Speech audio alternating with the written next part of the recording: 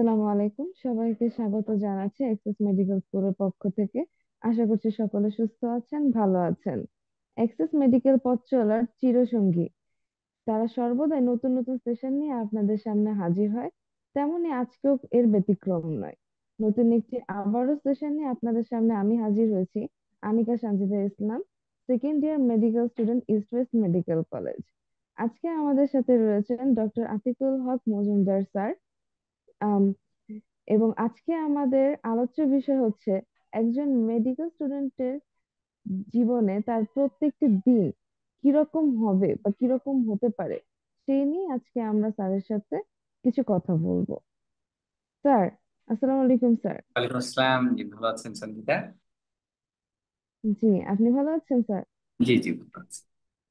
Access medical স্কুলের পক্ষ থেকে আপনাকে স্বাগত জানাচ্ছি। Thank sir, you. জি। আমরা যারা মেডিকেল শিক্ষার্থী, তাদের দৈনন্দিন জীবনে অনেক আইটেম থাকছে, অনেক ধরনের পড়াশোনা থাকছে, সেই ক্ষেত্রে হুম। নিজের পরিচর্যার ব্যাপার থাকে। এই সবকিছু মিলিয়ে আমাদের মেডিকেল জীবন। তো হুম। একজন মেডিকেল শিক্ষার্থীর আদর্শ দিন আসলে কেমন হওয়া উচিত? আচ্ছা, এখানে আদর্শ বলতে এখানে একটা জিনিস আমাদেরকে বুঝতে হবে যে আদর্শ বলে কিন্তু কোনো কিছু হতে পারে না, হওয়া সম্ভব না। কারণ প্রত্যেকের দিন আলাদা। হ্যাঁ, এখন যেখানে এখানে সবচেয়ে বড় একটা সমস্যা হয়ে দাঁড়ায়, যদি আমি কোনো একটা কিছুকে ফিক্স একটা আদর্শ মনে করি যেটা আমি এই মুহূর্তে না, তাহলে হবে কি যে আমি চেষ্টা করতে থাকবো যে আমি যা না সেটা হওয়ার। যেমন আমার যদি অভ্যাস থাকে যে এরকম যে আমি একটু রাত জেগে পড়াশোনা করতে পছন্দ করি, আমি দিনের বেলা সুযোগ পেলে ঘুমাবো, এইটা যদি আমার অভ্যাস হয়ে থাকে, এখন যদি আমি মনে করি না আমার আদর্শ হওয়া উচিত এরকম যে আমি প্রতিদিন ভোর 5টায় উঠবো, রাত 8টায় ঘুমাবো, তাহলে কিন্তু এটা আমার উপরে, আমার ব্রেনের উপরে, আমার নেচার বা আমার প্রবৃত্তির উপরে একটা একটা প্রচন্ড প্রভাব ফেলবে, এটা নেতিবাচক প্রভাব ফেলবে, কারণ ওইটা আমি কখনো অর্জন করতে পারবো না। যেটা হবে আলটিমেটলি আমি এক্সস্টেড হয়ে যাব এবং আমি যুদ্ধ করতে হবে এবং সে যুদ্ধে আমি জিততে পারবো না। সেজন্য আদর্শ দিন বলতে আমাদেরকে এই আদর্শের সংজ্ঞাটা পরিবর্তন করে এটাই ধরে নিতে হবে যে আদর্শ হচ্ছে সেটাই, যে আমার যেটা ন্যাচারাল ফ্লো, সেই ফ্লোটাকে বোঝার চেষ্টা করা, যে আমার নিজের প্রত্যেকের একটি ছন্দ আছে। আমার ব্রেনের ছন্দটা কি, আমার ব্রেন কিভাবে শিখতে চায়, সে কিভাবে স্বচ্ছন্দ বোধ করে, সেইটাকে শোনা, বোঝার চেষ্টা করা এবং সেটার সাথে মিলিয়ে নিজেকে প্রস্তুত করা এবং সেই অনুযায়ী নিজেকে যথাসম্ভব অ্যাডাপ্ট করা বা এটার সাথে আর কি নিজেকে মিলানোর চেষ্টা করা, তাহলে আসলে আমরা আদর্শ ভাবে আমাদের জীবন যাপন করতে পারবো, বা যেটা আমি নিজে একদম স্মার্টলি অ্যাডাপ্ট করতে পারবো নিজেকে। জি স্যার, সেই ক্ষেত্রে হচ্ছে যে একজন মেডিকেল শিক্ষার্থী তার দিনের শুরুটা কিভাবে করতে পারে, কিভাবে করলে তার জন্য প্রোডাক্টিভ হবে? আচ্ছা, দিনের শুরুটা এখন এখন এখানে আমাদেরকে দেখতে হবে যে প্রত্যেকে মেডিকেলে পড়ার আগ পর্যন্ত এটা কিন্তু আমাদেরকে ধরে নিতে হবে যে মেডিকেলে যে শিক্ষার্থী এসছে সে অবশ্যই মেধাবী একজন মানুষ। তাছাড়া কিন্তু মেডিকেলে ভর্তি পরীক্ষায় উত্তীর্ণ হয়ে কেউ আসার কথা না। তাহলে এখানে কিন্তু আমাদের সন্দেহের কোনো অবকাশের কোনো সুযোগই নাই। তাহলে এখন আমি এর আগে কি করতাম সেটা আমাকে ভাবতে হবে। আমার যে ছন্দ ছিল সেই ছন্দের সাথে এখানে সবচেয়ে বড় একটা আমার ব্যত্যয় ঘটবে যখন আমরা দেখি যে এখানে অনেক বড় সিলেবাস, অনেক রিপিটেড পরীক্ষাগুলি নিয়ে আমরা আগেও কথা বলেছি। হ্যাঁ, প্রচন্ড আসার সাথে সাথেই নতুন ভাষা, নতুন মাধ্যম, ইংরেজি মাধ্যম, নতুন কঠিন কঠিন টার্ম মুখস্থ করতে হবে, একসাথে ভাইবা আইটেম গুলি শুরু হয়ে যাচ্ছে, practical, demonstration, tutorial, lecture class সব মিলিয়ে একটা অনেক কঠিন একটা চ্যালেঞ্জিং পরিস্থিতি, নতুন পরিবেশ। তো এখানে আমাকে চিন্তা করতে হবে যে আমি আগে যে যে যে রকম ব্যাকগ্রাউন্ড থেকে আসুক, তার একটা নিশ্চয় একটা রুটিন ছিল, স্বাভাবিক একটা রুটিন ছিল। ওই রুটিনকে একেবারে আগা পাশতলা পাল্টানোর চেষ্টা করা যাবে না। এটা হচ্ছে আমার প্রথম পরামর্শ। কারণ সেটা করতে গেলে আরো ফ্রাস্ট্রেশন বাড়বে, কারণ আমাদের ব্রেন কিন্তু এইভাবে তৈরি না যে আমি হঠাৎ করে জোর করে একটা কিছু চাল চাপিয়ে দিব, সে সেটাতে অভ্যস্ত হয়ে যাবে। সুতরাং আমাকে ধৈর্য ধরতে হবে এবং আমার ব্রেনের গতির সাথে সাথে আমাকে নিজেকে, আমার পড়াশোনাকে ওইভাবে মিলিয়ে নিতে হবে যে যে যে যতটুকু সম্ভব। এবং সেই জন্য যে আমি আমার এতদিনের রুটিন, আমার ইন্টারমিডিয়েট বা এইচএসসি আমি যেভাবে পড়াশোনা করেছি সেই রুটিনটা কেমন ছিল, সেই রুটিনটা আমাকে বুঝতে হবে এবং সেই রুটিনের সাথে নিজেকে মিলিয়ে তারপরে আমাকে পরিবর্তন যদি করতে হয় সেটা করতে হবে, কিন্তু অন্যদেরটা দেখে নয় যে আমার পাশে আমার রুমমেট এই সারা রাত জেগে পড়ে আমাকেও পড়তে হবে, এভাবে না। জি স্যার। আর দিনের শুরুতে আমরা সবাই সকলের মতো চেষ্টা করতে পারি, কিন্তু স্রষ্টার সান্নিধ্য তো অবশ্যই প্রয়োজন। সেক্ষেত্রে দিনের শুরুতে স্রষ্টার সান্নিধ্য কিভাবে নেওয়া যায়? আচ্ছা, দিনের শুরুতে তো যদি কেউ ভোরে উঠতে পারেন তাহলে তো, যদি ওনার নিয়মিত নামাজের অভ্যাস থাকে তাহলে তো এটা তো ওয়েল অ্যাপ্রিসিয়েটেড। হ্যাঁ, তাহলে এখানে তো পরিবেশ থাকে, কারণ মেডিকেলে আমরা সবাই জানি ওখানে সব ধরনের মন মানসিকতার মানুষই থাকে। তো এখানে যদি যদি সুযোগ থাকে তাহলে তো সেটা অবশ্যই সেই সুযোগটা নিতে হবে। কারণ এটা শুধুমাত্র এই না যে শুধুমাত্র একটা রিচুয়াল, একটা প্র্যাকটিস বা রিলিজিয়াস একটা জাস্ট একটা মানে একটা পারফর্ম করে, সেটা না। এখানে ব্যাপারটা হচ্ছে যে স্পিরিচুয়াল দিকটাকে যদি আমরা মাথায় নিই, আমরা যদি এটাকে আমলে নেই, তাহলে কিন্তু আমাকে সকল কিছুর জন্য প্রস্তুত থাকতে হবে, এবং সকল কিছুর জন্য প্রস্তুত থাকতে হলে আমরা আমাদের যেটা আমরা আসলে ওইভাবে শিখেও আসি নাই, আমরা সবসময় আমাদের বাবা মারাও ওনারাও অনেক সময় অ্যাংজাইটিতে ভুগেছেন, বা ওনারা ছেলেদের কল্যাণের জন্য কি, বা ওনারা আল্লাহর কাছে দোয়া চাইতেন যে যে আমার সন্তান যেন বা রোগ থেকে মুক্ত থাকে। হ্যাঁ, বা পরীক্ষার আগে এটা আমার মাও করেছেন, তাই না? সবার মা বাবা যে আল্লাহর কাছে দোয়া করা যে পরীক্ষা যেন ভালো হয়। কিন্তু আমার কাছে মনে হয় যে আসলে এটা খুব ছেলে মানুষই ধরনের চাওয়া হয়ে যায়। হ্যাঁ, যে আমি যদি এগুলিতে জাগতিক চাওয়া, যে আমাকে এরকম আমার সামনে পরীক্ষা, আল্লাহ আমাকে পাশ করিয়ে দিন।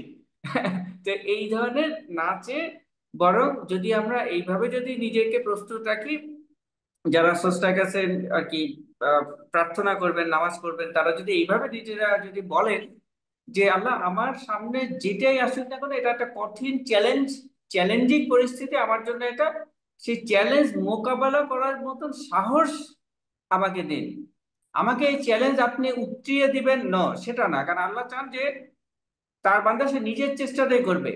সেই চেষ্টা করার মতন যেন আমার ভিতরে একটা জিদ তৈরি হয়, সক্ষমতা তৈরি হয়, সেইটার জন্য প্রার্থনা করে। এবং এই প্রার্থনাটা আমি মনে করি সবচেয়ে best way to to reach god Almighty.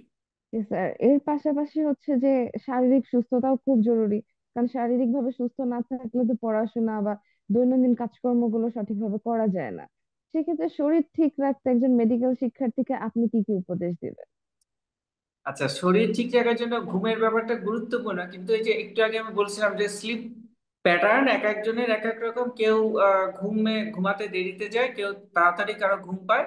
তো এই ব্যাপারটাকে আমাকে ওইভাবে নিজের ছন্দ মিলাতে হবে। এখন যদি আমার লেকচার শুরু একদম আর্লি সকালে শুরু হয়, এখন আমি যদি মনে করি ঠিক আছে আমি সকালে উঠে নামাজটা পড়ে আমি আরেকবার একটু ঘুমাবো, এখন তাতে যদি আমার লেকচার মিস করি সেটা তো আর অ্যাকসেপ্টেবল না, ডিজায়ারেবল না।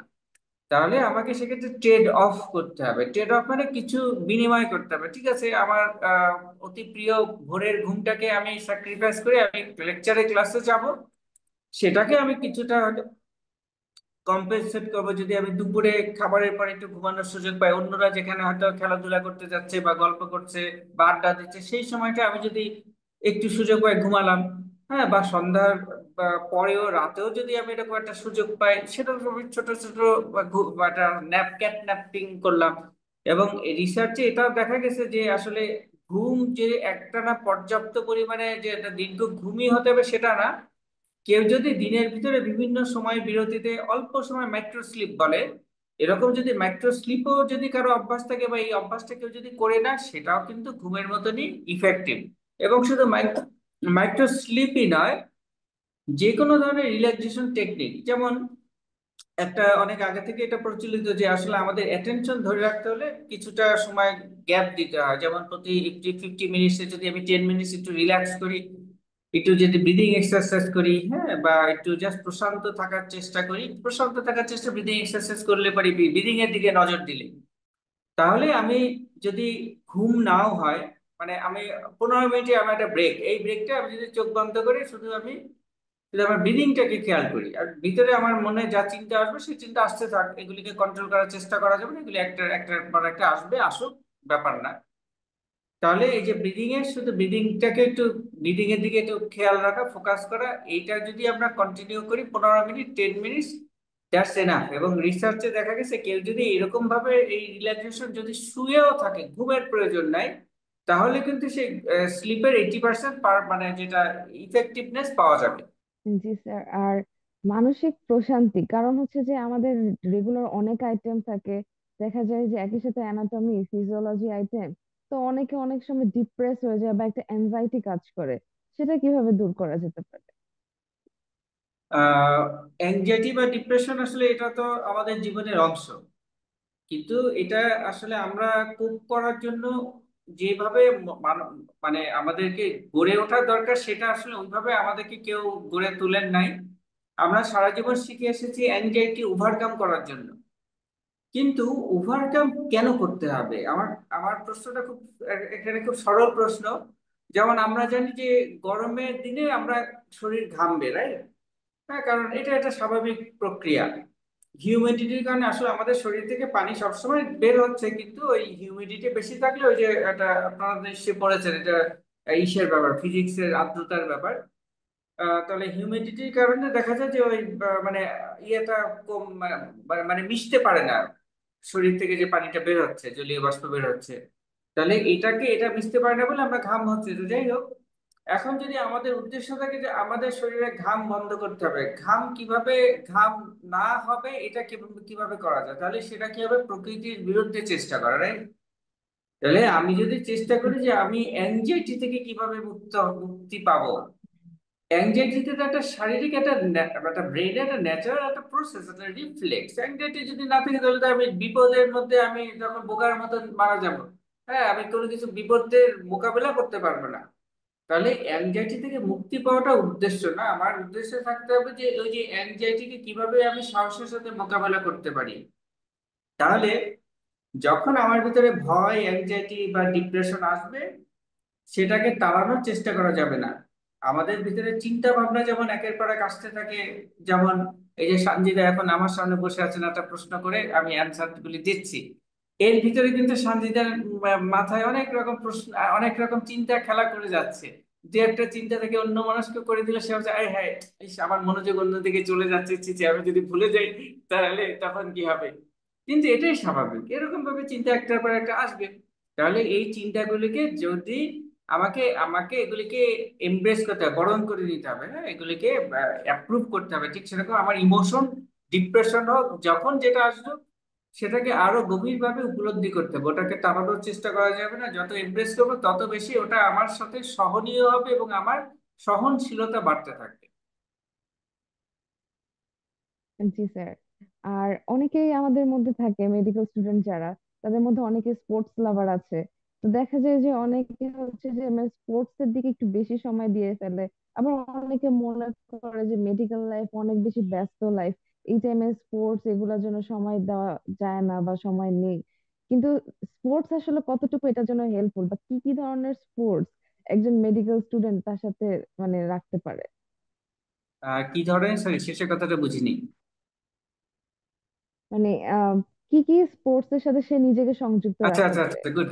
আচ্ছা, হ্যাঁ, এখন এই স্পোর্টস এর ব্যাপারটা আসলে এটা একটু ভ্যারি করে, কারণ সবাই সব স্পোর্টসে পারদর্শী তো হন না, আবার সবার ভিতরে স্পোর্টস এর আগ্রহ তৈরি হয় না।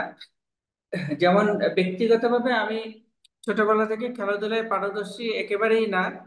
হ্যাঁ, এবং আমি এমনকি যে দাবা খেলাতেও আমি মানে খেললে পর আমার মানে 1 মিনিটেরও কম সময় লাগে আমার হেরে যেতে। যে কারোর সাথেই খেলি না কেন আমি একেবারে মানে কোনো শিশু ছাড়া কারোর সাথে কখনো জিততে পারি নাই দাবাতে। তো দাবা তো দাবা, এটা ছাড়া যত রকম খেলা হোক, সে প্লেইং কার্ড হোক, কোনোটাতে আমি মানে খুবই আমার খুব দুঃখজনক স্কোরিং। তো খেলাধুলার ক্ষেত্রে আমি যেটা মনে করবো যে যার যেটাতে আগ্রহ আছে, প্যাশন আছে, তারপর ফুটবল বা এগুলিও তো তো মানে ফিজিক্যাল এক্সারসাইজ হয়, এই ধরনের যে কোনো খেলাটা ভালো। কারণ ব্রেইনের ব্রেইন স্টর্মিং অনেকভাবেই করা সম্ভব, কিন্তু ফিজিক্যাল মুভমেন্ট হবে। এই ধরনের খেলাগুলি মিস করলে কিন্তু এটা আমাদের জন্য অনেক পরবর্তীতে সমস্যার কারণ হবে। কারণ আমাদের ব্রেন কিন্তু শুধুমাত্র পড়াশোনার জন্য তৈরি না। ব্রেনের মূল উদ্দেশ্য হচ্ছে শরীরটাকে জগতের সব ভিতরে চালানো, সার্ভাইভ করানোর চেষ্টা করা, আমাদের অর্গানিজম, আমাদের পুরো শরীর বা সিস্টেমটাকে।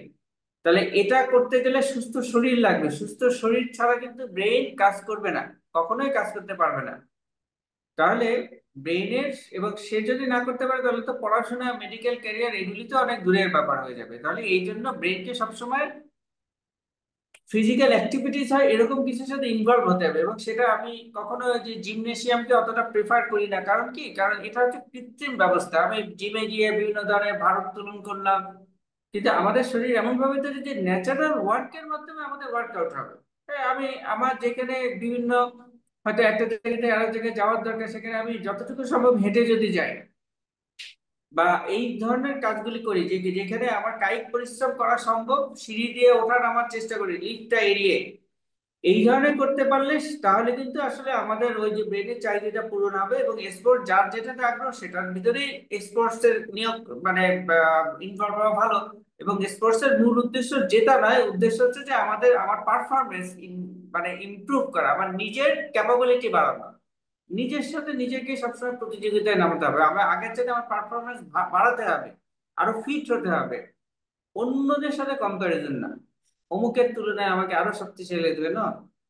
জি স্যার। আর মানে সুস্থতা বজায় রাখতে যেমন আমাদের শারীরিক যে কসরত গুলো বা এক্সারসাইজ গুলো এগুলো যেমন ইম্পর্টেন্ট, একই সাথে খাদ্যাভ্যাসে খুব গুরুত্বপূর্ণ ভূমিকা পালন করে। তো একজন মেডিকেল শিক্ষার্থীর খাবারের তালিকাটা আসলে কিরকম হওয়া উচিত সারাদিনে? আচ্ছা, খাবারের ব্যাপারটা হচ্ছে যে এখানে আসলে আমার অত্যন্ত কিছু অবজারভেশন আছে। অবজারভেশন হচ্ছে যে আমাদের ফুড হ্যাবিট আসলে অত্যন্ত পচা। এটা আমি অত্যন্ত দুঃখের সাথে এটা লক্ষ্য করেছি। এবং আরো দুঃখের বিষয় হচ্ছে যে আমিও এই পচা ফুড হ্যাবিটের ভিতরেই ছিলাম প্রায় সারা জীবন বলতে গেলে, আনটিল লাস্ট ফিউ ইয়ার্স। যখন থেকে আমি এই অভ্যাসটা পরিবর্তন, মানে করেছি, সে ফুড হ্যাবিট খারাপ মানে কি, যে আমরা প্রচুর পরিমাণ কার্বোহাইড্রেটের ক্রেভিং। এবং কার্বোহাইড্রেটের এই জিনিসটা এত খারাপ যে আমরা আসলে ওই বাইরের খাবারে অভ্যস্ত। বাইরের খাবার বলতে আমরা অনেক সময় বুঝি যে শুধুমাত্র ফাস্ট ফুড, এটাকে আমরা দোষারোপ করি, হ্যাঁ, যে ফাস্ট ফুড খাওয়া, চিকেন ফ্রাই, বার্গার, পিজা এগুলি ভালো না। নো, নট অনলি দিস, আমরা বাসায় যে নুডলস রান্না করছি ওটাও প্রসেস ফুড। অনেকে দেখা যায় যে সকালবেলায় আহ, মানে ভাত খাচ্ছে না, রুটি খাচ্ছে, কিন্তু রুটি, ব্রেড এগুলিও খারাপ। এগুলিও কিন্তু যেসব জেনেটিক্যালি মডিফাইড, যত রকম গম জাতীয় যা কিছু শস্য আছে সব মডিফাইড। অনেকে ওটমিল বা সিরিয়াল খান, সেটা তো আরো খারাপ, ওটাও একটা প্রসেস ফুড। তাহলে, এবং বিস্কিট, এগুলিও প্রসেস ফুড। তারপরে যেমন ফ্রুটস এর ভিতরে, যেমন আমরা শুধু এটাই জানি যে বিদেশি আমদানি করা ফ্রুটস গুলি খারাপ, যেমন এই যে যেমন মালটা বা যেগুলি অনেক দূর থেকে আসে সেগুলি সহজে পচে না, কিন্তু দেশি ফল হয়তো ভালো, বা কলা এগুলি ভালো, কিন্তু অ্যাকচুয়ালি এরাও, আমরা যে আপেল খাই, যে কলা খাই, হ্যাঁ, এগুলি কিন্তু ন্যাচারালি এরকম ছিল না। এগুলি সব জেনেটিক ভাবে হাইব্রিড বিভিন্ন করে করে করে করে এইরকম উপযোগী করা হয়েছে। তাহলে যদি একদম দেশি কলা হলে, আমরা তো জানি তাই না, আমরা অনেকে যারা ছোটবেলায় বা দেশি কলা খেয়েছি, বা কেউ যদি দেখে থাকেন, ওগুলো কিন্তু ছোট এবং ভিতরে ভর্তি বিচি থাকে। হ্যাঁ, মানে খাওয়া যায় না, বা খেলে গিলে খেতে হয়। তাহলে ওই কলা তো মানুষ খেতে চায় না, এই জন্য ওটাকে অনেকভাবে ওই যে যারা কৃষিবিদ তারা গবেষণা করে করে করে করে ওটাকে ন্যাচারাল ভাবটা রাখেনি ওরা। ওটা ওই যে ফার্মের মুরগির মতন কলাগুলিও হয়েছে ওই রকম, কোনো বিচি টিচি এখন আর থাকে না। তাহলে আমরা কিন্তু প্রকৃতি থেকে দূরে সরে যাচ্ছি। তাহলে আমাদের প্রাকৃতিক খাদ্যের দিকে নজর দিতে হবে। তাহলে সেটা করতে হলে আমাদেরকে বেশি করে খেতে হবে যেটা ন্যাচারালি যেটা পাওয়া যায়, শাকসবজি যতটুকু পাওয়া যায়। এবং মাছ, মাংস, ডিমটা বেশি করে খেতে হবে, কারণ এটা একটা খুব সুলভ প্রোটিন। ফ্যাট বেশি খেতে হবে, কার্বোহাইড্রেট কমাতে হবে। এবং আমরা যদি খালি পেটে থাকি, খালি পেটে থেকে কখনোই প্রথমে অবস্থায় যেটা আমরা প্রায় ভুল করি, আমরা শরবত জাতীয় জিনিস খাই, ড্রিঙ্কস খাই, হ্যাঁ, কিন্তু মানে মিষ্টি জাতীয় কিছু খাই, এটাও প্রচন্ড ক্ষতিকর। তারপর ফ্রুটস, মিষ্টি ফল, এটাও অত্যন্ত, এগুলি গ্লুকোজ স্পাইক বাড়িয়ে দেয়। খুব দ্রুত বাড়িয়ে দিলে হয় কি, গ্লুকোজটা কিন্তু আমাদের ব্রেনের জন্য ক্ষতিকর, কারণ আমাদের ব্রেনের জন্য প্রচুর এনার্জি প্রয়োজন হয়, অনেক 20% এনার্জি তো ব্রেনই নেয়। কিন্তু এখানে যদি গ্লুকোজ স্পাইক যদি বেড়ে যায়, মানে গ্লুকোজের কনসেন্ট্রেশন শরীরের চাইতে কিন্তু ব্রেনে কম থাকে, মানে ইন্টারসেলুলার স্পেসে, সেইটাও যদি বেড়ে যায় তখন ওটা কিন্তু ইনফ্লামেশন তৈরি করে। এবং তাতে এগুলি নিয়ে অনেক গবেষণা আছে, তাতে দেখা যায় যে মেমোরি ইম্পেয়ারমেন্ট থেকে শুরু করে ইরিটেবিলিটি, ডিপ্রেশন, অ্যাংজাইটি, সব ধরনের সাইকিয়াট্রিক বা সাইকোলজিক্যাল ডিস্টারবেন্স শুরু হতে পারে, অ্যালং উইথ ফিজিক্যাল ডিস্টারবেন্স। যত রকম ক্রনিক মেটাবলিক ডিসঅর্ডার আছে তার ভিতরে, সে হার্ট ডিজিজ থেকে শুরু করে ডায়াবেটিস, আর্থ্রাইটিস, যত রকম আছে, যত কিছু ইনফ্লামেটরি ডিজিজ আছে, সবকিছু হয় হচ্ছে ব্লাড ভেসেলে ইনফ্লামেশনের মাধ্যমে। এবং এটা হয় হচ্ছে গ্লাইকেশন, গ্লুকোজ লেভেল স্পাইক করার মাধ্যমে। এটাকে প্রিভেন্ট করতে হলে খাবারের ভিতরে আগে শুরু করতে হবে ফ্যাট জাতীয় খাবার, ডিম, তারপরে ঘি বা মাখন, এগুলি, সরিষার তেল যদি এটা হলে ভালো হয়, সয়াবিন তেল বা ইন্ডাস্ট্রিয়াল অয়েলটা বর্জন করতে হবে। এবং ন্যাচারাল খাবার, বাসায় বানানো খাবার বা নিজে তৈরি করে নেওয়া সেই খাবারটা অনেক ভালো। বাইরের খাবার, কারণ বাইরের খাবার ওরা তো আজে বাজে তেল দিয়ে বানাবে, যেটা হোটেল হোক আর যাই হোক, মেস হোক। এরকম ভাবে নিজেরা মানে হোমমেড খাবারে অভ্যস্ত করতে পারলে সবচেয়ে ভালো হয়। এবং মিষ্টি জাতীয় খাবার, এগুলিকে যদি খেতেই হয় মাঝে মাঝে, এগুলি খাবারের শেষে ডেজার্টের মতন খেতে হবে, তাহলে ওটা ক্ষতিটা কম করবে। স্যার, মেডিকেল স্টুডেন্টদের একটা বড় সমস্যা দেখা যায় যে সকালবেলা হচ্ছে যে খালি পেটে চলে যাওয়া, দীর্ঘক্ষণ খালি পেটে থাকা, দেন দুপুরে একেবারে খাওয়া, আবার লেট নাইট খাওয়া, মানে রাতের খাবার যেখানে আমরা বলি যে 7টা বা 8টার মধ্যে শেষ করা, দেখা যায় যে 11টা, 12টা, 1টাও চলে যায় রাতে। সেই ক্ষেত্রে একজন মেডিকেল স্টুডেন্টের ফুড চার্টের টাইম টেবিলটা আসলে কিরকম হবে? আচ্ছা, গুড। এখানে ভালো প্রশ্ন। এখানে আমরা যেটাকে, যে আদর্শ, প্রথমেই শুরু হয়েছিল আদর্শ নিয়ে, আদর্শ বলে কিছু তো নাই। কিন্তু আমরা একটা জিনিসকে আদর্শ জানতাম, সেটা কি, এই যে মর্নিং এ ওই যে মানে ব্রেকফাস্ট। কিন্তু ব্রেকফাস্টটা আসলে কিন্তু এখনকার যেটা সায়েন্টিফিক স্টাডি বলে, এটা আননেসেসারি। কারণ শরীরের যদি প্রয়োজন না থাকে আমি কেন খাবো? নিয়ম আছে বলে খাবো সকালে। কারণ এটা আমিও দেখেছি, আমরা যখন, আমার যখন আগে স্বাভাবিক এই যে তথাকথিত আদর্শ অভ্যাস ছিল ব্রেকফাস্ট করতে হবে, দেখবেন যে ক্ষুধা নেই, তারপরে নিয়ম, আচ্ছা ঠিক আছে, সকালে রুটি, এটা সেটা, ডিম, এই কলা টলা, এগুলি সকালে খেতে, এটা নিয়ম। হয়, এখন বলা হয় যে আমাদেরকে সবচাইতে ভালো, কিন্তু অল্প বয়সে এটা বোঝা যায় না কেন, কারণ শরীরে বাফার সিস্টেম কাজ করে, তো এই জন্য শরীরে যে স্ট্রেস, খাবারের মাধ্যমে স্ট্রেস আসলে ওটাকে সে কোনোভাবে ম্যানেজ করে ফেলে। কিন্তু এইভাবে তো পারে না, এটা আফটার 40 সে ফেইল হতে শুরু করে, বিভিন্ন ধরনের ব্রেকডাউন হতে শুরু করে, ব্রেক ফেল করে, যার ফলে তখন থেকে বিভিন্ন রোগ ব্যাধিগুলি আসা শুরু করে। তো এই কারণে যদি ইন্টারমিটেন্ট ফাস্টিং কে আমরা যদি, এটাকে যদি অ্যাডপ্ট করি নিজেরা, এবং সেটা করতে হলে কি করতে হবে, যে 16 ঘন্টা অ্যাটলিস্ট না খেয়ে থাকতে হবে, এবং ওই সময়ের মধ্যে শুধু পানি খাওয়া যাবে, বা টি খাওয়া যাবে, বা ব্ল্যাক কফি খাওয়া যাবে। তাহলে এরকম যদি করতে পারি, তাহলে এইভাবে হিসাব করলে কিন্তু মর্নিং এর ব্রেকফাস্ট স্কিপ করাটা সমস্যা না, যদি সে ওই, এই যে 8 ঘন্টার একটা উইন্ডোর মধ্যে সে তার সকল খাবারগুলি খেয়ে ফেলে। এবং খাবারের অভ্যাসের মধ্যে একটা জিনিস আমার বলাও হয়নি, এটা খুবই ইম্পর্টেন্ট, যে আমরা দেখা যায় যে তেমন কোনো, কেউ খারাপ খাবার খাচ্ছে না কিন্তু চা খাচ্ছে, এবং সে চায়ের ভিতরে চিনি খাচ্ছে, তারপর দুধ খাচ্ছে, সকল প্রকার দুধ খারাপ, ইনফ্লামেটরি, এবং আমাদের দাঁতের জন্য খারাপ। তাহলে এই যে দুধ বা এই ধরনের মিল্ক প্রোডাক্ট, এবং এগুলি যদি চা কফির মধ্যে থাকে, সেটাও কিন্তু সবার জন্য খারাপ হয়ে দাঁড়ায়। তাহলে এই জিনিসগুলিকে অভ্যাস করতে হবে। এবং ওই যে 8 ঘন্টা, এখন সে যেটা সে মানে সেটা যে যেভাবে পারুক না কেন, ফর এক্সাম্পল আমি যদি সকালের নাস্তা যদি আমি মিস করি, আমি যদি সে দুপুর 2টার সময় খাই ফর এক্সাম্পল, তাহলে 2টার সময় যদি খাই, খাওয়া শুরু করি, আমি লাঞ্চ করলাম, তারপরে, সরি আমি তো কফি খাচ্ছি, জি স্যার, শিওর। অবশ্যই দুধ চিনি ছাড়া, ব্ল্যাক। তো এই সেই দুপুর 2টা থেকে যদি খাওয়া শুরু করি, তাহলে আমি রাত 10টার মধ্যে যদি আমার খাওয়াটা শেষ করি, আমি ওই দুপুরবেলা যাই খাই, আবার আমি আবার রাতের দিকে ডিম খেলাম, এরকম কিছু খেলাম, রাত 10টার মধ্যে যদি খাবার শেষ করি, তাহলে দেখেন আহ আমার সময় কিন্তু কত লাগছে এখানে, 2, 3, 4, 5, 6, 7, 8, 9, 10, 8 ঘন্টা, তাই তো? তাহলে এইখানে 8 ঘন্টার মধ্যে কিন্তু আমার খাওয়া হয়ে যাচ্ছে। তাহলে 8 ঘন্টার মধ্যে, এই উইন্ডোর মধ্যে যদি আমি খেতে চাই, তাহলে হয় আমাকে মর্নিং এর ব্রেকফাস্ট স্কিপ করতে হবে, অথবা রাতের ডিনার স্কিপ করতে হবে।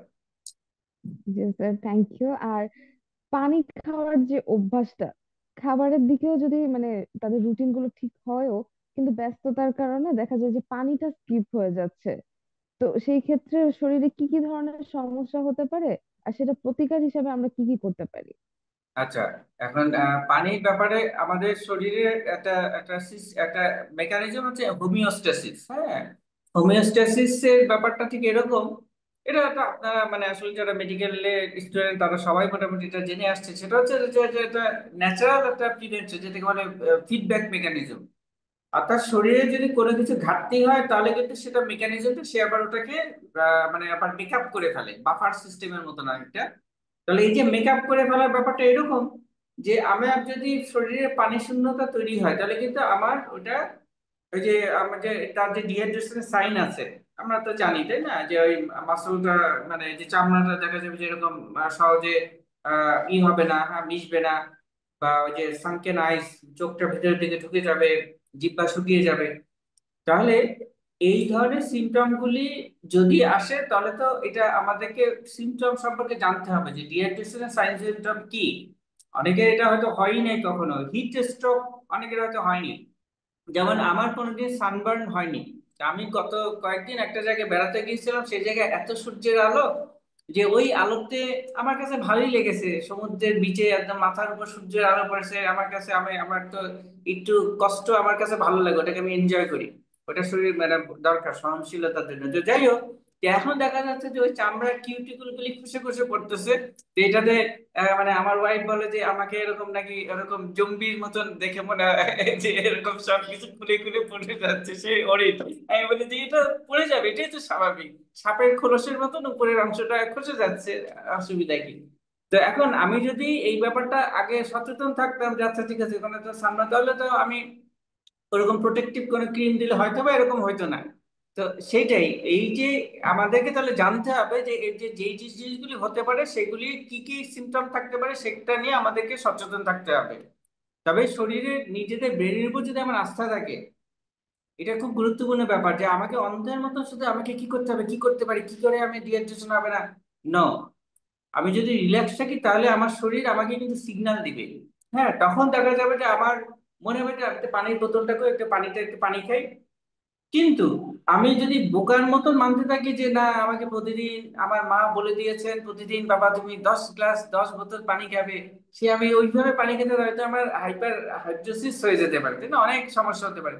তাহলে আমার নিজের মানে ব্রেইন কিন্তু অনেক পাওয়ারফুল, কিন্তু ব্রেইনের দিকে নজর রাখতে হবে, যে ব্রেইনের কথা শুনতে হবে, লিসেন টু ইয়োর হার্ট। মন কি চায় মানে সেটা রিল্যাক্স যদি থাকি তাহলে আমার ব্রেন থেকে সিগন্যাল দেবে। যেমন যেমন এখন তো আমার ক্ষুধা নেই, তাহলে আমি কেন খাবো? হ্যাঁ, তাহলে এইরকম ভাবে আমার ব্রেইনের কথা আমাকে কান পেতে শুনতে থাকতে হবে, তাহলে কিন্তু ঠিকই এটা আমি ম্যানেজ করতে পারবো। জি স্যার, থ্যাংক ইউ। আর এই সুস্থতার পাশাপাশি আমাদের যে ডেইলি পড়াশোনার ব্যাপারটা, যে আমাদের ক্লাস থাকছে সকালবেলা, এরপরে থাকে আইটেমের প্রিপারেশন, আবার দেখা যায় যে আমরা আজকে যে সাবজেক্টের লেকচার করলাম, আগামীকাল হয়তো বা সেই সাবজেক্টের লেকচারটা নেই। তো সেই ক্ষেত্রে আমরা আইটেমের জন্য টাইম ডিভাইডটা কিভাবে করব? আচ্ছা, আইটেমের জন্য আসলে পরীক্ষার তো ভীতিকর, এটা ভীতিকর বিষয়টাকে এটা সবসময় গেম হিসাবে নিতে হবে। আমি সবসময় এটা বলে আসছি, আমি তো গেমে পারদর্শী না। আমি ছোটবেলায় দুই একবার ওই যে যখন ডেস্কটপ হয়েছে তখন দুই একটা যে ডেস্কটপের সাথে আগে গেম পাওয়া যেত, মানে দুই একটা ফ্রি গেম দিয়ে দিত ওরা।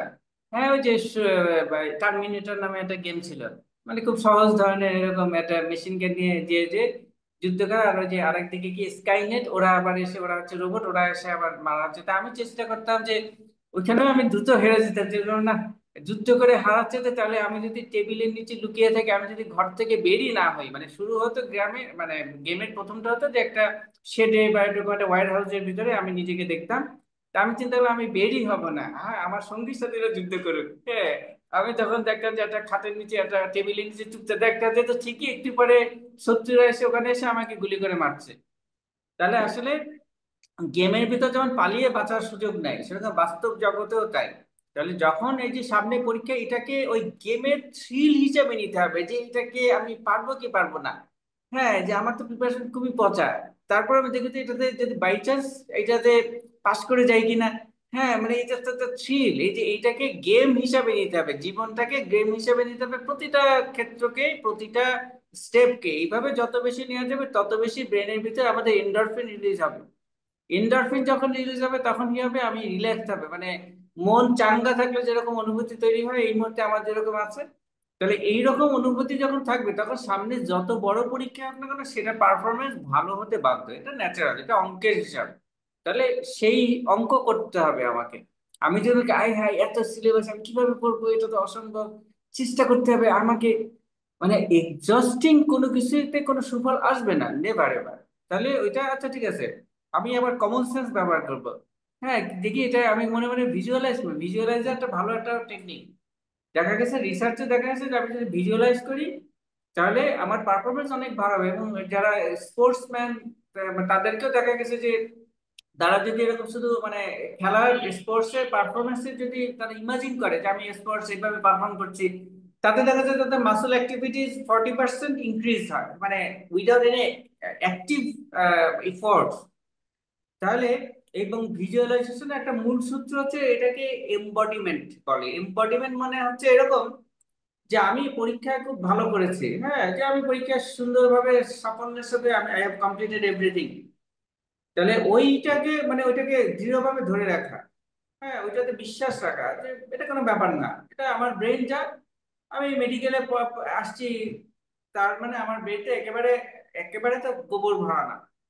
তাহলে ব্রেনের উপর আস্থাটা রাখতে হবে যে না সে ঠিকই পার হয়ে যাবে, পার হয়ে যাবে। তাহলে যখন আমি এরকম চিন্তা করব তখন কিন্তু আমি রিল্যাক্স থাকবো, এবং যখন যত বেশি রিল্যাক্স থাকবো তত বেশি আমার ডিসিশন মেকিং পারফেক্ট হবে। ব্রেন যথাযথ যে প্রয়োজনীয় ইনফরমেশন সেগুলি সে কালেক্ট করে নিবে, এবং সেই অনুযায়ী দেখা যাবে আসলে আমার পারফরমেন্স ভালো হচ্ছে। সুতরাং এই যে বলে না ম্যানিফেস্টেশন, এটা এটা সায়েন্টিফিক ব্যাকগ্রাউন্ড আছে, রিয়েলি আছে। জি স্যার। স্যার, আমাদের হচ্ছে যে মেডিকেলের টিউটোরিয়াল ক্লাস থাকে, লেকচার ক্লাস থাকে, প্র্যাকটিক্যাল ক্লাস থাকে।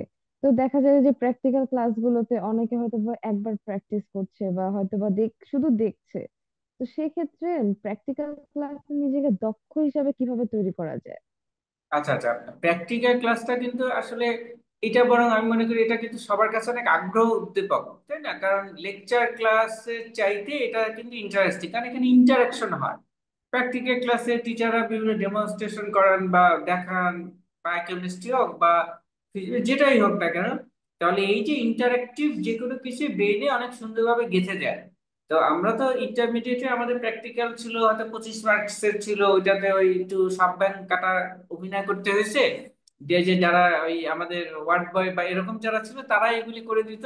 মানে এটা জাস্ট একটা ফর্মালি একটা গিয়েছিল, তাই না, একটা আইওয়াস। আসলে ওই পরীক্ষাটা তেমন গুরুত্বপূর্ণ ছিল না। ভালো ছাত্র তারা 25 পাইতো, আর যারা একেবারে ভালো না তারা 23 পাইতো। এই হচ্ছে মোটামুটি পার্থক্য। আর যাদেরকে ফেল করানোর ইচ্ছা যদি থাকতো স্যারদের, তাহলে তাকে 16, 15, 16 দেওয়া হতো প্র্যাকটিক্যালে, এইচএসসি তে। তো এখন মেডিকেলের প্র্যাকটিক্যালের ক্ষেত্রে যেটা, এখন তো আসলে টেকনোলজির যুগ, এখন যদি সবাই এই জিনিসটাকে, এই সুযোগটা আমাদের সময় ছিল না, এখন আপনাদের সময় আছে, এখন আপনারা এইটাকে ব্যবহার করবেন। আমি কিন্তু সবসময় খুব মানে অত্যন্ত প্রগতিশীল এই অর্থে যে টেকনোলজি নিয়ে আমি কখনো কিন্তু স্টিগমাটাইজ না।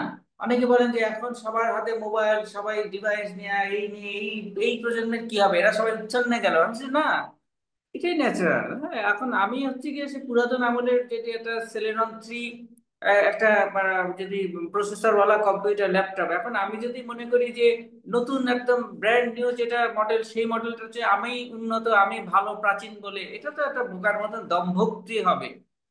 তাহলে নতুন জেনারেশন যারা আসছে তাদের ব্রেন আরো মানে পারফর্ম করছে আরো স্মার্টলি। এটা কমন সেন্স দিয়ে আমাকে উপলব্ধি করতে হবে, এখানে আমাকে মিলানোর চেষ্টা করা যাবে না। তাহলে আমার যে ব্রেন এটা বাধা দিবে, আমার রেশনাল ব্রেন বলবে না, আমি আমি কথাই সঠিক, আমার চিন্তাই সঠিক। আমি ছোটবেলা থেকে যেই নীতি যেভাবে বড় হয়েছি, শুধুমাত্র হার্ড কপি বই পড়েছি, এখন সেই হার্ড কপি না পড়লে ওদের জ্ঞান ঠিক মতো অর্জন হবে না। একসময় যখন প্রিন্টিং প্রেস আবিষ্কার হয়েছিল, হ্যাঁ 1400 দশকের দিকে, ওই সময় কিন্তু অনেক বুদ্ধি, ইউরোপের অনেক বুদ্ধিজীবীরা তারা এটার বিপক্ষে মানে আন্দোলন শুরু করেছিলেন। তাদের বক্তব্য ছিল যে প্রিন্টিং প্রেসের ফলে এই যে বই ছাপা হবে, তাহলে মানুষের জ্ঞান অর্জন, জ্ঞান এগুলি অনেক সহজ হয়ে যাবে, তখন কঠিন যদি না হয় তাহলে জ্ঞানের মর্ম মানুষ বুঝবে না। এইটা ছিল তাদের যুক্তি। কিন্তু আমরা এখন কি দেখছি যে এটা না হলে তো আসলে আমাদের এই উন্নতিই হইতো না। তাহলে আসলে এআই বা এগুলিকে ভয়ের কিছু নাই। আমরা অনেকে এআই কে নিয়ে চিন্তা করি যে এটা যে টার্মিনেটর বা ম্যাট্রিক্স এর মতন একসময় অবস্থা হবে, এটাও আমাদের ভুল ধারণা। কারণ মানুষের বৈশিষ্ট্য হচ্ছে মানুষ সবকিছুতে মানুষ মানবিক একটা দিক মানে ধরে নেয়। যেমন আমরা যদি একটা একটা রোবট বানানোর সময় আমরা চিন্তা করি ওটাকে মানুষের অবয়বে বানানোর চেষ্টা করি, হ্যাঁ, তাতে আমরা নিজেরা ওটার সাথে অ্যাটম ফিল করি। কিন্তু সমস্যা হচ্ছে কি যে আমরা আবার আরোপ করে ফেলি। আমরা তখন ওই পুতুলের মধ্যেও মনে করি যে ও বুঝি আমার কথা শুনতেছে, যে বাচ্চারা পুতুল খেলার সময় তার সাথে কথা বলছে, মনে করছে ও বুঝি জীবন্ত। ঠিক সেইভাবে আমরা এআই যখন তৈরি করেছি আমাদের ভিতরে ওই রকম একটা ধারণা, এআই যেহেতু কাজ করে, হিসাব করে, আমাদের ব্রেইনও কাজ করে, তাহলে এআই এরও ব্রেইন আছে। তাহলে আমাদের ব্রেইন দিয়ে আমরা নিজেরা স্বাধীন মনে করি, মানব সত্তা মনে করি, তাহলে এআইও নিশ্চয়ই মনে করে। এইভাবে আমরা রংলি ইম্পোজ করেছি যে এআই কে, যে তারাও বুঝি সেন্টিনেল, তারাও বুঝি নিজেদের স্বাধীনতা চায়, তারাও বুঝি মানুষকে ধ্বংস করে ফেলবে। দ্যাটস অল রং। তাহলে আমাদেরকে এগুলিকে কাজে লাগাতে হবে, এগুলিতে ভয় পেলে হবে না।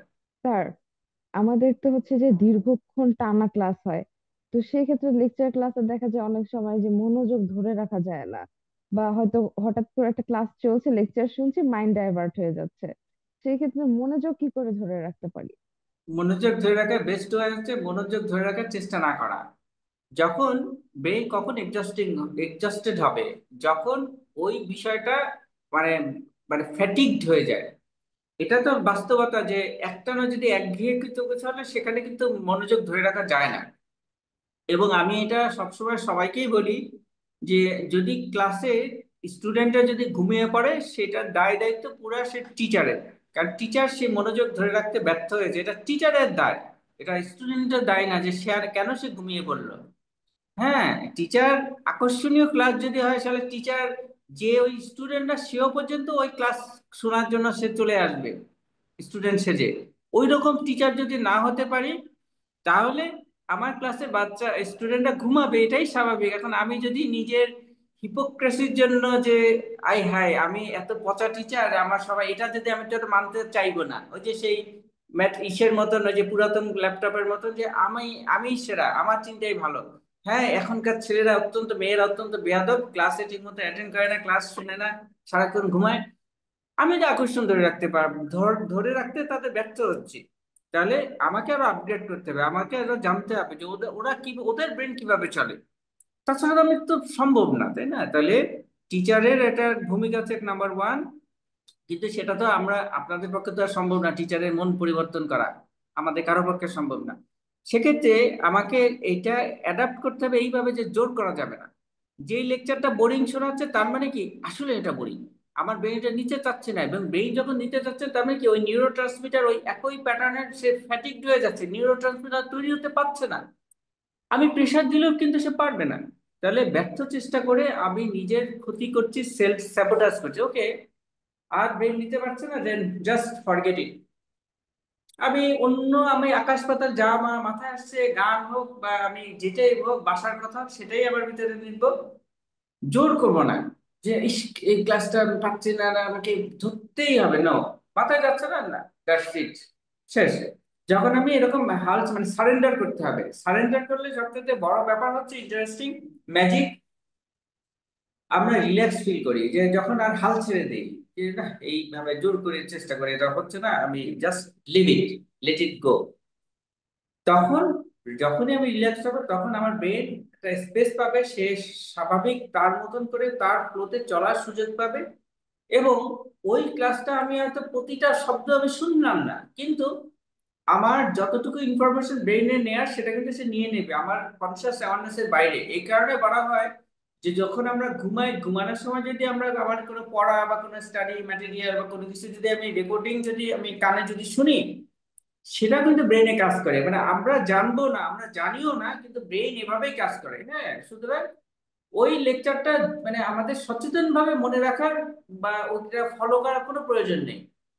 ব্রেন যতটুকু নেয়ার, এক্সস্টটা নেয়ার সে নিয়ে নেবে, জোর করার দরকার নেই। স্যার, আমরা যখন হচ্ছে যে মেডিকেল কলেজে আসি বেশিরভাগ সময় দেখা যায় যে মানে 90% বা মেজরিটি স্টুডেন্টই হোস্টেলে থাকছি। তো সেই ক্ষেত্রে দেখা যায় যে একটা বিশাল ফ্রেন্ড সার্কেল তৈরি হয়। তো ফ্রেন্ডস গ্রুপ এটা আসলে কতটুকু ইম্পর্টেন্ট? অবশ্যই ইম্পর্টেন্ট, ভেরি মাচ ইম্পর্টেন্ট।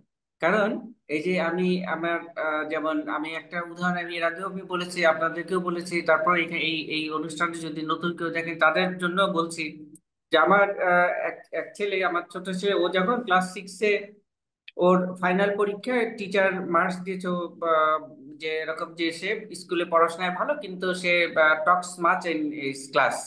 হ্যাঁ, তো এইটা যখন দিয়েছে আমি তখন আমার ছেলেকে বলছি, আব্বু শোনো, তোমাকে এই যে টিচার, তোমার ক্লাস টিচার এটা দিয়েছেন, এটা কমেন্ট করেছেন, এটা হচ্ছে একটা কমপ্লিমেন্ট। কারণ যে বাচ্চা বা যে শিশু তার ক্লাসের টিচারের কথা একেবারে হুবহু মান্য করে স্কুলে একদম কোনো কথা বলে না, চুপচাপ শুধু ফলো করে, সে হবে একটা ডাম মানুষ। কারণ হিউম্যান নেচার, ব্রেইন এভাবে শিখবে, তো এভাবে বাচ্চারা পিয়ার গ্রুপ তারা একসাথে ইন্টারাক্ট করবে। তুমি যদি কয়েকটা, আপনার যদি কয়েকটা বিড়ালের বাচ্চাকে দেখেন, তারা দেখা যায় যে একজন একজনের সাথে মারামারি করছে, দৌড়াদৌড়ি করছে, এগুলি হচ্ছে তাদের লার্নিং হচ্ছে। তাহলে ওই লার্নিংটা প্রপার হবে না যদি তারা খুব রোবোটিক ওয়েতে, ওই যে শুধুমাত্র মেথডিক্যালি চলে, ওই ইনস্ট্রাকশন, কারণ ইনস্ট্রাকশন করা হয় মানুষকে সিভিলাইজ করার জন্য, এবং সিভিলাইজেশনের মূল উদ্দেশ্য থাকে হচ্ছে স্লেভ তৈরি করা, যারা কর্পোরেট বিভিন্ন আহ, প্রতিষ্ঠানগুলিতে কাজ করবে। হ্যাঁ, কারণ ক্রিয়েটিভ মানুষ থাকলে তো এগুলি কাজ করবে না। এই কারণে শিক্ষা ব্যবস্থার এইভাবেই আসলে ক্রিয়েটিভিটিকে নষ্ট করার একটা ইয়ে করা হয়। এটা অনেক আগে থেকে, এটা এটা আমাদের শুধু শিক্ষা ব্যবস্থাকে দায়ী করে লাভ নেই। এটা ওই শিল্প বিপ্লবের সময় থেকে এটা হয়ে আসছে। এখন এটাকে যদি আমরা এই প্রভাব থেকে মুক্তি যদি চাই, তাহলে আমাদেরকে নিজেদের ক্রিয়েটিভিটিটা বাড়াইতে হবে কিরকম, যে ক্লাসের ওইগুলি কি ইম্পর্টেন্ট না, আমার কি কি টপিক আমার ইন্টারেস্টিং, মানে ক্লাসের কিছু কিছু সাবজেক্ট আছে না যেটা আমার কাছে বোরিং, আরেকজনের কাছে ইন্টারেস্টিং। তাহলে বোরিং গুলোকে আমার জোর করে চাপ না দিয়ে, কারণ ব্রেন এভাবে কাজ করে, যেটা আমি আগেও একটা বিভিন্ন সময় বলেছি, যেটাকে বলা হয় ওভারফিটেড ব্রেন হাইপোথিসিস, মানে একই ইনফরমেশন একই রকম বারবার দিলে ওটা ব্রেন ওটাতে ওভারওয়েলড হয়ে যায়। তাহলে যেটা আমার আগ্রহ নেই, ওকে ফাইন, ওটাকে বাদ রেখে অন্যান্য জিনিস যেটাতে আমার আগ্রহ আছে, অন্য একটা টপিক, আমি যদি ফিজিওলজি আমার কাছে খুব কঠিন, মানে আমার অ্যানাটমি পছন্দ, আমি অ্যানাটমি নিয়ে একটু আগ্রহ নিয়ে দেখলাম। ইলাস্ট্রেশন, আমার ছবি পছন্দ, আমি ইলাস্ট্রেটেড বিভিন্ন রেফারেন্স বইগুলি দেখলাম। এগুলি দেখে আমার বই, আমার ব্রেন যখন এই ইনফরমেশন গুলো যাবে, তখন দেখা যাবে যে মানে নলেজের ব্যাপারটা হচ্ছে একটা জিগসা পাজলের মতন। জিগসা পাজল এবং এক্সপোনেনশিয়াল, এটা এই যে পাজল যেমন আমরা দেখি একটা একটা একটা একটা, মানে পিস মিলে মিলে একটা পাজল হয়, সেই পাজলটা দেখা যাবে আরেকটা বড় পাজলের অংশ, সেটাকে মিলাতে পর আবার আরো পাজল মিলবে। ঠিক সেরকম আমার যেটাকে আমার সমস্যা, সেটাকে আমি আপাতত সাইডে রাখলে আমি অন্যান্য জায়গায় আমি পাজল মিলাবো। আমার যেগুলো আগ্রহ সেগুলো আগে মিলাবো, মিলালে মিলালে হবে কি, ব্রেনে একসময় নেটওয়ার্কিং তৈরি হয়ে যাবে, একসময় যেটা আমার ছিল কঠিন সেটা অন্যান্য বিভিন্ন জায়গা থেকে রিসোর্স পেয়ে পেয়ে ওইটা একসময় হঠাৎ করে দেখা যাবে সহজ হয়ে যাবে। কিন্তু আমাকে শুধু যদি ওইটা নিয়ে থাকে, ওইটা কিন্তু আলাদাভাবে সহজ হবে না, আমাকে অ্যাসোসিয়েটেড অন্যান্য আমার আগ্রহের জিনিসের সাথে মিলাতে হবে। স্যার, আমাদের হচ্ছে মানে গ্রুপ স্টাডিটা মেডিকেল শিক্ষার্থীর জন্য কতটুকু গুরুত্বপূর্ণ বা কিভাবে সেটাকে ইউটিলাইজ করা যায়? এটা এটা অত্যন্ত গুরুত্বপূর্ণ, যেমন ওই যে ফ্রেন্ডস থাকা যেমন গুরুত্বপূর্ণ, ইন্টারাকশন গুরুত্বপূর্ণ। হ্যাঁ, আমাদের স্বাভাবিকতায় আমরা হচ্ছে সোশ্যাল বিইং। হ্যাঁ, যে পিঁপড়া মৌমাছি এদের মতন আমরা কিন্তু মানে বিচ্ছিন্ন প্রাণী না। বিচ্ছিন্ন প্রাণী যারা থাকে তাদের মতো না। তাহলে ফ্রেন্ড যেমন ইম্পর্টেন্ট, সেরকম গ্রুপ স্টাডিটা অবশ্যই ইম্পর্টেন্ট। এখানে একটা ব্যাপার হচ্ছে যে অনেকে আছে ইন্ট্রোভার্টেড, তারা কিন্তু গ্রুপে একটু স্বাচ্ছন্দ্য কম বোধ করেন।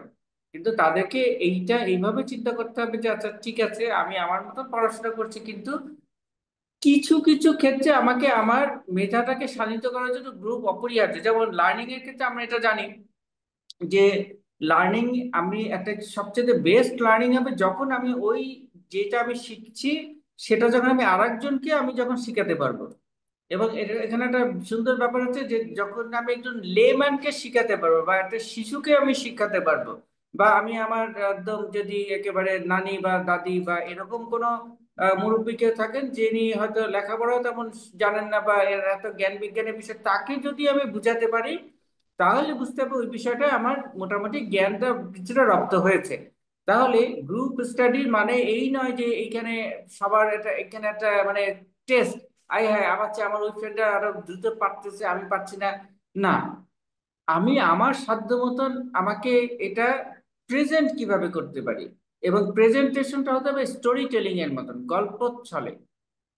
গল্পচ্ছলে যখনই আমি প্রেজেন্ট করতে পারবো, ওই দক্ষতাটা অর্জন করব, তখন আমি কি কন্টেন্ট থাকে সেটা ইম্পর্টেন্ট না, আমার বলার ভঙ্গিটাই মানুষকে আকৃষ্ট করবে এবং টিচাররা তাতেই মুগ্ধ হয়ে যাবে। ও কতটুকু মুখস্থ করেছে, আর আমি যদি মুখস্থ বিদ্যা নিয়ে থাকি তাহলে কিন্তু পরীক্ষাতেও খারাপ হবে। সব জায়গায় এটা আমার পারফরমেন্স, কারণ আমি তো অ্যাংজাইটি নিয়ে কাজ করছি, হ্যাঁ। তাহলে ওই যে স্টোরি টেলিং করতে হবে, এবং এইটার প্র্যাকটিসের জন্য গ্রুপ স্টাডি ছাড়া উপায় নেই। আমি যতটুকু জানি সেটাকে আমি গল্পের মতন করে কতটুকু বলতে পারি মজার করে। হ্যাঁ স্যার, বন্ধুত্ব যেমন গুরুত্বপূর্ণ, সেক্ষেত্রে হয়তো অনেক সময় নেগেটিভ ফ্রেন্ড সার্কেল, তো সেই নেগেটিভ ফ্রেন্ড সার্কেলটা কিভাবে এড়িয়ে একটা সুন্দর পরিবেশ তৈরি করা যায়, বা ফ্রেন্ড সিলেকশন এটা কিভাবে করবে? আচ্ছা, ফ্রেন্ড সিলেকশনের ব্যাপারটা আসলে আমি যেটা মনে করি যে এটা আসলে ন্যাচারাল ব্যাপার। কারণ ওই যে আমি যদি আল্লাহর কাছে বলি যে আল্লাহ তুমি আমাকে এই রকম একটা সাহস দিয়ে আমি যে কোনো কিছু অতিক্রম করতে পারবো, যে কোনো কিছু আমি মোকাবেলা করতে পারবো, হ্যাঁ। এখন আমি যদি ওই যে যেটা বললাম গেমে, আমি যদি সবসময় চেষ্টা করি যে আমি টেবিলের তলায় লুকিয়ে থাকবো, আমাকে কেউ মারবে না, সেটা কিন্তু হবে না। জীবনটা কিন্তু অনেক বাস্তবতাটা ভিন্ন। আমরা বলতেই পারি যে না, সবসময় এরকম নেগেটিভ ফ্রেন্ড এড়িয়ে চলতে হবে, হ্যাঁ, এরকম দুষ্ট সঙ্গ। এটা তো আমরা জানি, তাই না? আমাদের বাবা মা কি এটা কেউ কাউকে না শিখান? সবাইকেই শিখান, কিন্তু তারপরেও দেখা যায় যে সবাই আমরা অনেক সময় এরকমের ভিতরে যে যে চলে যায়।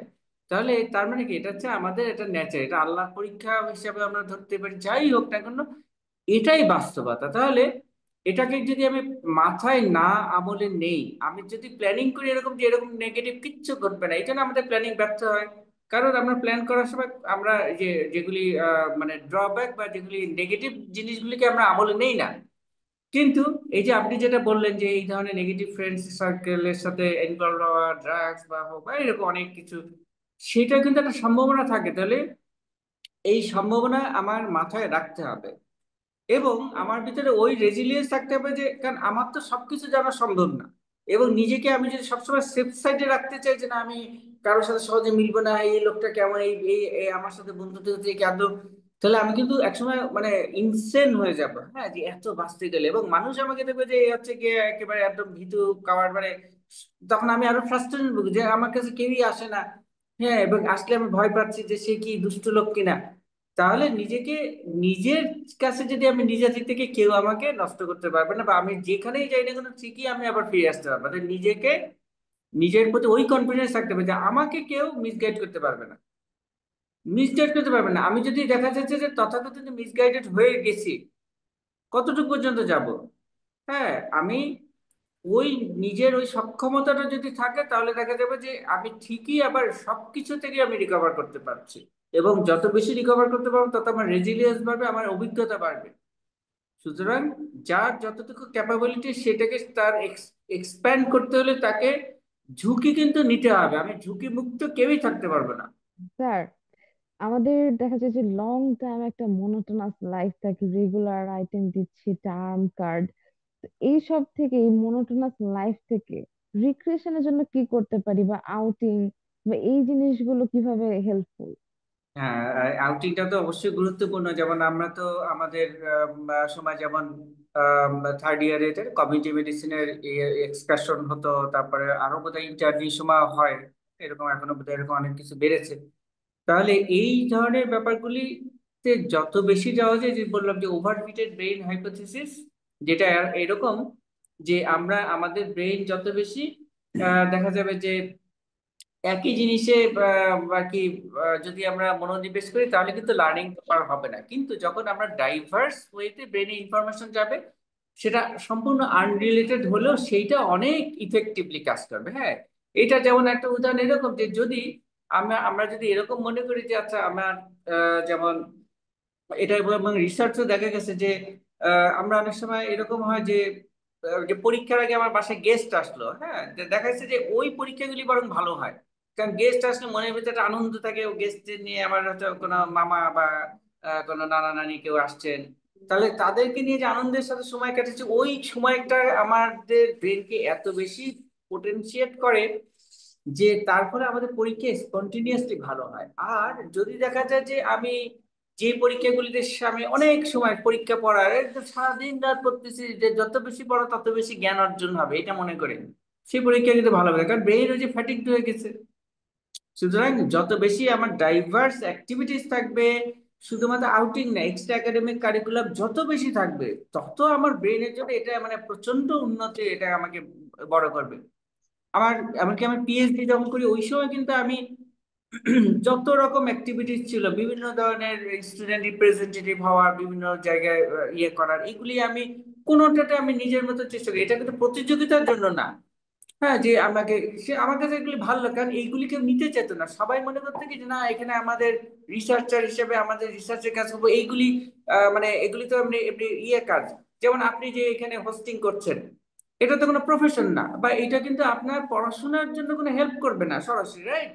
কিন্তু এটা কিন্তু এক্সট্রা একাডেমি, এইটা আপনার ব্রেনকে যেই রকম ভাবে মানে চেঞ্জ করছে, নিউরোপ্লাস্টিসিটি নিয়ে আসতেছে, যেটা আপনার নিজের প্র্যাকটিক্যাল লাইফে যেভাবে আপনাকে সমৃদ্ধ করবে, সেইটা, সেই সুযোগটা কিন্তু যারা এইগুলি না করে, যে না এইগুলি কেন করব, ঘরের খেয়ে বনের মোষ কেন তাড়াবো, এটা না করে আমি এই সময় অ্যানাটমি ফিজিওলজি পড়াশোনা করলে অনেক লাভ, তারা আসলে বোকার স্বর্গে বাস করছে। যে আমি বাচ্চাদেরকে, যে আমি ছোটবেলা থেকে বলে আসছি যে তোমরা ফার্স্ট থেকে নেওয়ার চেষ্টা করো না, তাহলে তোমরা নিজেদেরকে মনে করবে অনেক জ্ঞানী, আসলে তোমরা কিছুই না।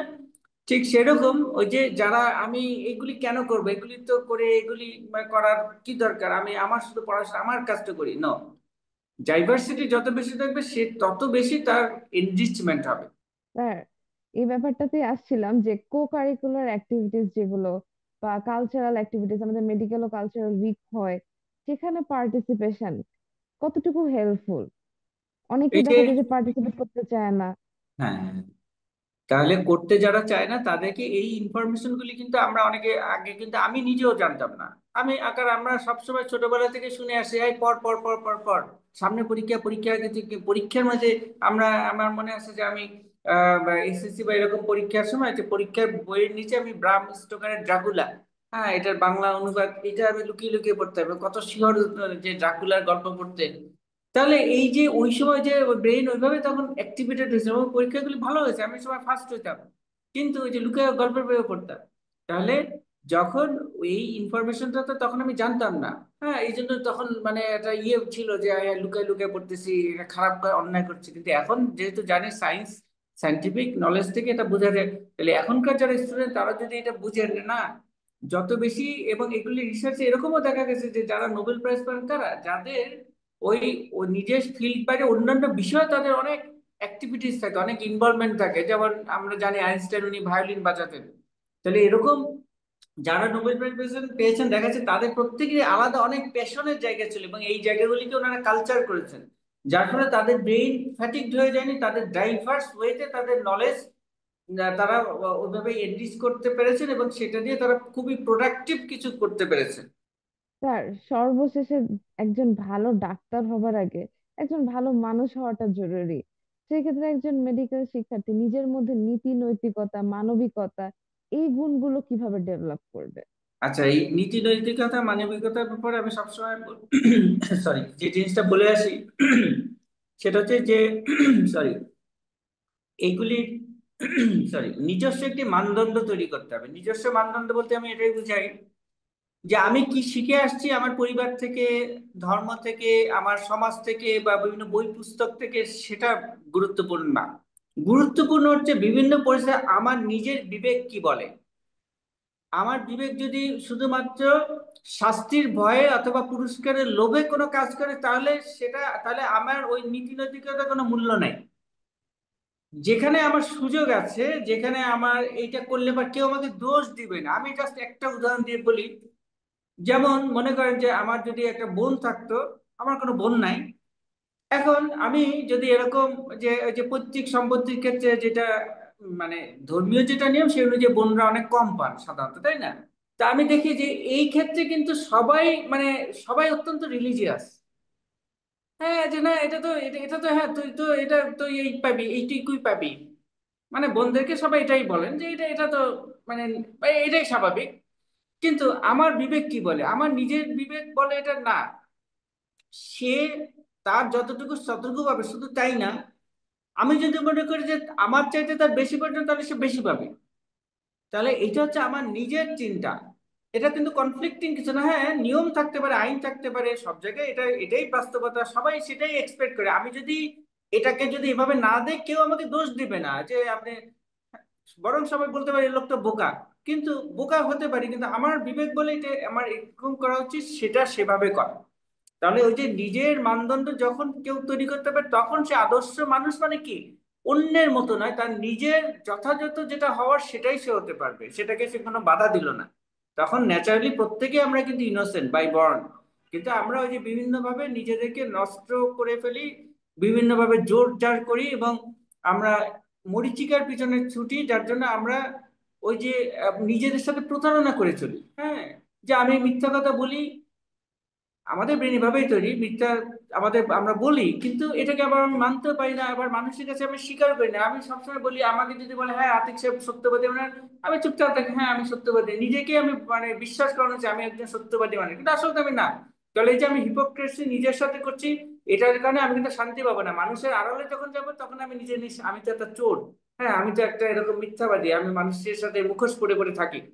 তাহলে যখন আমি নিজের সমস্ত কিছুকে অ্যাকসেপ্ট করতে পারবো, এমব্রেস করবো, তখন আমার আর মুখোশের প্রয়োজন হবে না। আমাকে কিছু বলে আপনি এটা করেন, yes I have done this, this was done by me, it was naturally done by me. তাহলে এই রকম মানদণ্ড থাকতে হবে যে আমি যেটাই করি না কেন সবকিছুর রেসপন্সিবিলিটি আমি নিতে পারি, আমি সবকিছু অ্যাডমিট করতে পারি, yes I have done this, it was done. তাহলে এইটাই আমি মনে করি যে একজন কি, এটাই আমি আদর্শের মানদণ্ড মনে করি। অন্যের সাথে তুলনা থেকে আমি নিজের সর্বোচ্চ ভাবে কিভাবে নিজেকে বিকশিত করতে পারছি ন্যাচারালি। জি স্যার। স্যার, পরিশেষে আপনি মেডিকেল শিক্ষার্থীদেরকে কি মানে কি উপদেশ দিতে চান? আমরা তো আজকে সব ব্যাপারগুলোই ডিসকাস করলাম, পরিশেষে আপনি কি বলতে চান? পরিবেশ পরিশেষে আমি এটাই বলবো যে আসলে এত কিছু চারিদিকে, এত কনফ্লিক্টিং ইনফরমেশন, হ্যাঁ, যে আমরা কিন্তু অনেক সময় খুব মানে হয়ে যায় যে আমি কোনটাকে আমি বিশ্বাস করবো, আমি কোন মতে চলবো।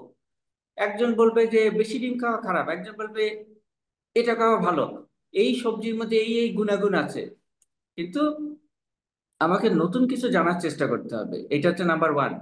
নাম্বার টু হচ্ছে, এটা এটা আমি সবসময় খুব মনে করি যে মানে বার্ট্রান্ড রাসেল আমার খুব প্রিয় একজন দার্শনিক, ব্রিটিশ দার্শনিক। তো ওনার একটা কথা আছে, খুব ইম্পর্টেন্ট কথা, ওনাকে ওনার বার্ধক্য বয়সে জিজ্ঞেস করা হয়েছিল যে তরুণ প্রজন্মের জন্য আপনি দুটি উপদেশ দিয়ে যান। তো ওনার দুটো উপদেশের প্রথমটা ছিল যে, যেটা তোমার বিশ্বাস বা যেটা তুমি জানো, সেইটার সাথে তোমার যেটা, যেটা তোমার প্র্যাকটিক্যাল কাজ, সেটাকে কখনো মিলিয়ে ফেলো না। অর্থাৎ তোমার যেটা বিশ্বাস, কিন্তু তুমি ধরো একটা রিসার্চে তুমি একটা এমন একটা ফল পেলে যেটা তুমি যেটা চাচ্ছ তার পরিপন্থী, কিন্তু এখন তুমি যদি সেটাকে চেঞ্জ করার চেষ্টা করো, না এটা তো আমার মতের সাথে যায় না, তাহলে এটাকে আমি চেঞ্জ করি, তোমার, তুমি যেটা তোমার মতন থাকো, কিন্তু তুমি যেটা পেয়েছো সেটাকে কখনো চেঞ্জ করার চেষ্টা করবে না। এটা হচ্ছে নাম্বার ওয়ান। আর নাম্বার টু হচ্ছে যে আহ, মানে এটা উনি বলেছেন এইভাবে যে হ্যাট্রেড is foolish, love is wise. হ্যাঁ, অর্থাৎ আমরা ঘৃণা করা খুব সহজ, আমার মতের বিরোধী হলো বা এই হলো, আমরা রিলিজিয়ন নিয়ে কত মানুষকে একে তাকে ঘৃণা করি, তাই না? ঘৃণা করা খুব সহজ, কিন্তু ভালোবাসা, এইটা হচ্ছে গিয়ে সবচাইতে ওয়াইজ। তাহলে এইটাই আমি মনে করি যে সবার ভিতরে যদি এটা থাকে যে আমি একজনকে দোষ দেওয়াটা খুব সহজ, হ্যাঁ সে এটা করেছে, কিন্তু তার পার্সপেক্টিভ দিয়ে তো সে সঠিক। তা আমি আমার পার্সপেক্টিভে আমি সঠিক, তার পার্সপেক্টিভে সে সঠিক, তাহলে তো আসলে কোনো বিরোধ থাকে না। Thanks a lot, sir, for giving us your valuable time and to enlighten our program. আজকে আমরা চেষ্টা করেছি সবগুলো বিষয় নিয়ে আলোচনা করার, একটা মেডিকেল শিক্ষার্থী দিয়ে সারাদিনে কি কি করণীয় হতে পারে, বা সে যেই প্রবলেম গুলো ফেস করে সেগুলো আমরা কি করে ওভারকাম করতে পারি। স্যার, আপনি সেগুলো নিয়ে অনেকগুলো উপদেশ দিলেন।